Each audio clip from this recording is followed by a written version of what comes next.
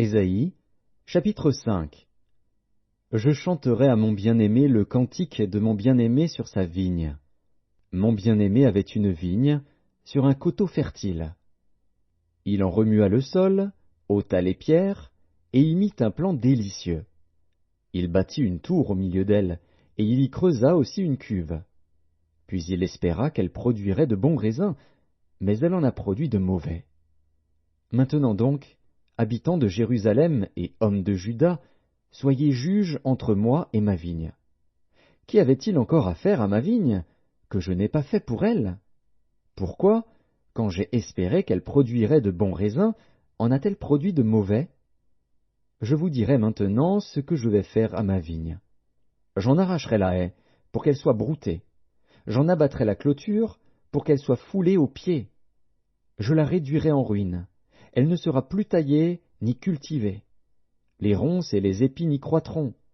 Et je donnerai mes ordres aux nuées, afin qu'elles ne laissent plus tomber la pluie sur elle. La vigne de l'Éternel des armées, c'est la maison d'Israël, et les hommes de Juda, c'est le plan qu'il chérissait. Il avait espéré de la droiture, et voici du sang versé. De la justice, et voici des cris de détresse. Malheur à ceux qui ajoutent maison à maison, et qui joignent champ à champ, jusqu'à ce qu'il n'y ait plus d'espace, et qu'ils habitent seuls au milieu du pays. Voici ce que m'a révélé l'Éternel des armées. Certainement, ces maisons nombreuses seront dévastées, ces grandes et belles maisons n'auront plus d'habitants. Même 10 arpents de vigne ne produiront qu'un bath, et un homer de semences ne produira qu'un épha. Malheur à ceux qui de bon matin courent après les boissons enivrantes, et qui bien avant dans la nuit sont échauffés par le vin. La harpe et le luth, le tambourin, la flûte et le vin animent leur festin. Mais ils ne prennent point garde à l'œuvre de l'Éternel, et ils ne voient point le travail de ses mains. C'est pourquoi mon peuple sera soudain emmené captif. Sa noblesse mourra de faim, et sa multitude sera desséchée par la soif.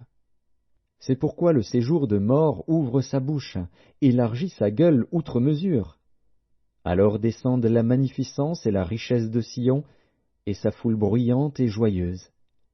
Les petits seront abattus, les grands seront humiliés, et les regards des hautains seront abaissés. L'Éternel des armées sera élevé par le jugement, et le Dieu saint sera sanctifié par la justice. Des brebis paîtront comme sur leur pâturage, et des étrangers dévoreront les possessions ruinées des riches.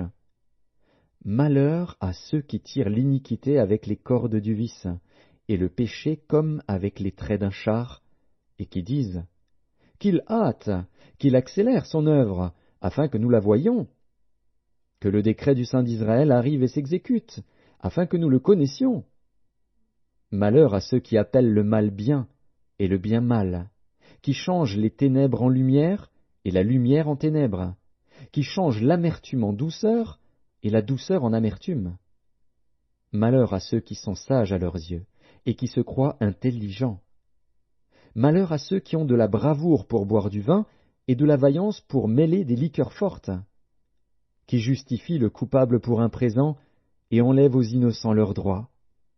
C'est pourquoi, comme une langue de feu dévore le chaume, et comme la flamme consume l'herbe sèche, ainsi leur racine sera comme de la pourriture, et leur fleur se dissipera comme de la poussière. Car ils ont dédaigné la loi de l'Éternel des armées, et ils ont méprisé la parole du Saint d'Israël. C'est pourquoi la colère de l'Éternel s'enflamme contre son peuple. Il étend sa main sur lui, et il le frappe.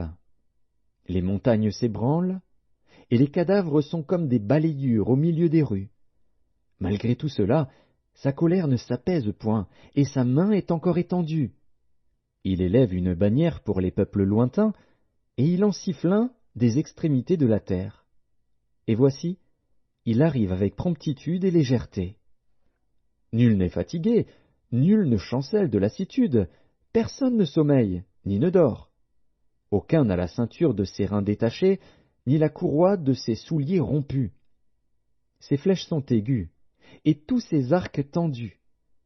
Les sabots de ses chevaux ressemblent à des cailloux, et les roues de ses chars à un tourbillon. Son rugissement est comme celui d'une lionne. Il rugit comme des lionceaux, il gronde, et saisit la proie, il l'emporte, et personne ne vient au secours.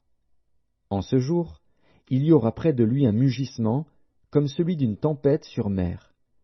En regardant la terre, on ne verra que ténèbres, avec des alternatives d'angoisse et d'espérance. Au ciel, l'obscurité régnera.